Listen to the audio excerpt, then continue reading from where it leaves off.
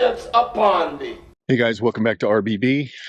I realize that I haven't posted anything in Get Home in a while, which is kind of crazy because there's always something going on, and a lot of times I'll do something either out in the middle of nowhere or just kind of around my neighborhood, kind of just stepping out, and then I'm like, oh crap, I should have videoed that. But so today I'm going to do what I typically do on a Saturday morning. First thing is to go for a ruck walk and just stretch out the legs. Haven't even had coffee yet. And so a couple of the things that you're going to see in this episode is that I've done some changes to my bag, my EDC bag, which is, as I mentioned before, the basis of my Get Home bag. And then just kind of see what my morning ruck is, which is usually just up and down my road, which is a dead end road. And it is downhill one way, which means it's uphill the other way. And so you'll notice that I like to kind of stretch it out a little bit. I don't have a lot of weight in the bag today. It's probably about 15 pounds, but it's a nice stretch of the legs. And it just gives you a chance to ponder things. If you believe in a higher power, which I do, then it gives you a chance to pray and pray for your day and pray for those that you care about and those that are in need, and kind of get your mind right for the day.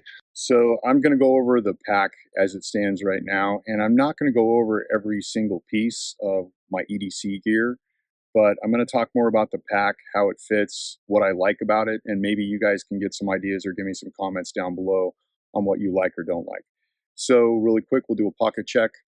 Right now, I'm very interested in the Benchmade Tactical Triage. It's not a brand new knife. It's been out for quite a while, probably 6 or 7 years now, but I really like a lot of the features of it. S30V blade.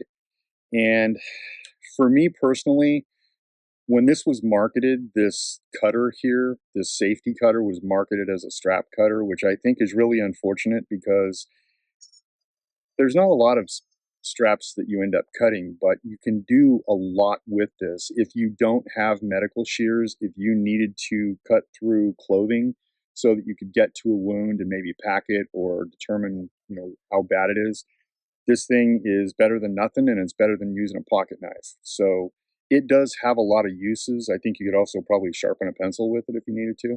But it has a carbide glass breaker, which I'm not a huge fan of them, but yeah, it's there if you need it. So anyways, the Tactical Triage by Benchmade. So on a completely unrelated note, because we are out here in the great outdoors, taking in the sights and scenery and smells, is that I love this time of year because this is when blackberries start to ripen on the vine. And if you've never been blackberry picking before, it's a treat. My mom used to take me, and I wasn't that interested in it. But the thing to remember is that in order to get to the prize, you've got to be very careful how you pluck them from the vine, because the stickers are always present. But they are clearly ripening on the vine right now. And when you find a cluster of them, it's always back behind a bunch of thorns. And so you got to be really careful how you weave your hand through. And that's something that I've enjoyed teaching to my daughters, because it's sort of a life lesson. It's sort of a wisdom thing where to get to the prize, you can't just go grab at it. You got to be really careful. And so that's been a lot of fun. And we are going to be doing some blackberry picking this year. So having said that much, the state of my EDC bag is continuing to evolve, and got dog hair on there. Of course we do. It's continuing to evolve, but what I have settled on and seem to be very happy with is the Direct Action. That's the brand. I think they're out of Poland. I got this off of Amazon. And I paid full price for it, but it's surprisingly economical. It's a $150 pack, and I believe it's 20 liters, which not 100% sure what that is in cubic inches, but it's considered a smaller pack. This is the Dust version. That's the model name is Dust. See it, maybe you can see it right there. I'll do a close up later. But the thing that I've really been itching for lately in my EDC bag has been something that can collapse down to just nothing. And as you'll see, all of my EDC gear, or 90% of it, all goes in this front pocket. It's all right there. So it's kind of a one-stop shop of all of the things that I would need on a daily basis, all the way down to hand wipes. Um, so right there, that's essentially my EDC bag. However, if you're like me, throughout the day, you may find that the weather changes, you have to stuff a jacket or something in your pack for just in cases, or you go somewhere and you don't want to carry something in your hands the whole time you're there. So you want another area that this can expand and allow you to have a bigger pack. So I like having a water bottle pocket. This one has one on each side, and it also has a cinch strap to it. And I'll talk about that more in a second. But the thing I like about the water bottle pouches is, number one, you can carry container, but also at first I never really thought, oh, look, this is another exterior pocket. And I have another version of this that I use for a security job that I do. And it's loaded up with some things that would have pocket clips. I have a Milwaukee safety knife hanging out of the other one of these. And so it's an exterior pocket that is very helpful. And again, it can cinch up and still be pretty small. The thing that I like about this bag is not only that you have the water bottle pocket, but the top cinch strap you'll see here actually runs through the handle of the container. So if for whatever reason you got a boogie somewhere, you got to move quickly, this thing isn't just held in by gravity. And if you stop or turn the wrong way, this thing full of water or some sort of a liquid, if there's nothing controlling this here, it could go flying right out of the pocket. So I really do like having this availability. Now, as far as a water bottle goes, I will carry an uninsulated bottle most of the time, especially if I don't have anything in it. And there's nothing in that right now. So just in cases I find myself out somewhere, I'm not worried about finding water. I'm just worried about having a container to fit it into. So for me personally, just an uninsulated bottle is fine. If I know I'm going somewhere and it is going to be hot and I'm going to want ice water, then yes, I'll get an insulated container like a Yeti or some off brand or whatever, and pre-fill that and have it nice and ice cold instead of this. And these pouches are very, very generous. The water bottle pockets are surprisingly generous. I mean, if you just pop this off here, it goes way, way out. I don't think it'll hold a 64 ounce, but it will most definitely hold a 32 ounce Yeti. I've done it, and I have done it quite regularly. I'm talking about the insulated ones. So having said that, one of these on each side, and they're both the same, is something that I've come to appreciate because I wasn't always a fan of water bottle pouches, but these work really well. I forgot to mention that this is 500 denier Cordura, so it is pretty much pretty strong. It can handle a beating and it'll last quite a while. The other thing that I like that Direct Action has done is the stitching on this, and I've become kind of a stitching nerd from some of the guys that I've worked around. They've kind of shown me the difference between good stitching and not so good stitching is there is bar tack stitching throughout, and then you have like double stitched areas that in the areas that should be reinforced, like around the zippers.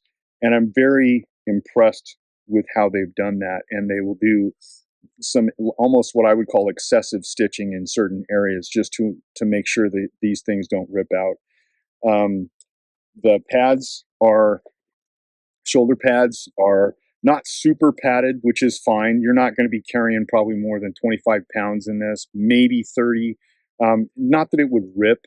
It's just this pouch isn't really made to sit on your back with more than about 30 pounds in it.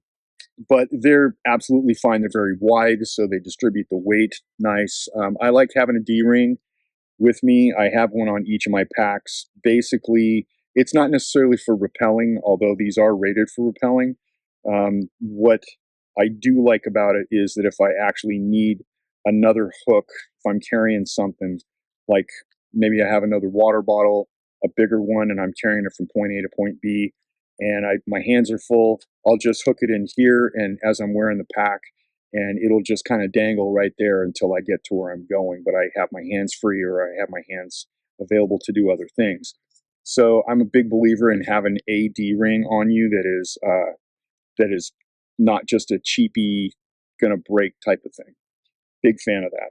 So when it comes to the reason why I believe this pouch really shines is because when you do expand it and you just even all you got to do is just pop these cinch straps off, this thing becomes a much more useful bag if you need it to be. So having said that much, in this case, I've got a few things in the expandable area. I've got a first aid kit, just basically a self-aid kit, a knife sharpener, and a little tool kit just for knives and smaller tools. And then I also have some spare batteries for my flashlights. These are CR123 lithiums. And then I have a safety whistle. Don't ask me why. It's a retired cop thing. We were issued whistles way back in the day, which is kind of funny. There is in this pouch particularly, there is an additional flap for a water bladder. I don't really use water bladders because they're kind of a pain to clean out, but that's just my malfunction.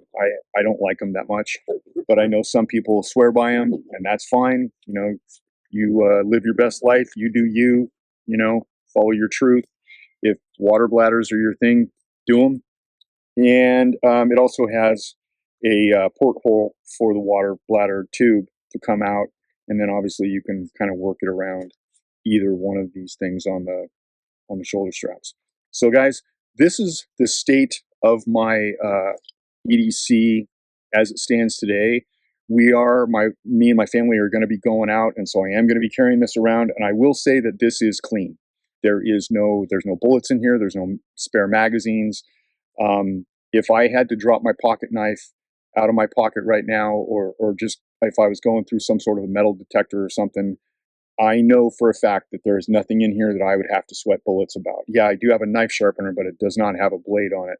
So in that case, if I had to just dump my pockets and I was going through a metal detector, like I had to go through it, that would be, I wouldn't be worried about anything in this bag. And that's another thing that I would ask you guys, if you're interested in the comments, is when you run your bags clean or neat or no ammo or whatever, how do you determine, or how are you sure that there's no bullets in there that's going to get you hung up at a checkpoint or a metal detector area or what have you? How do you do that?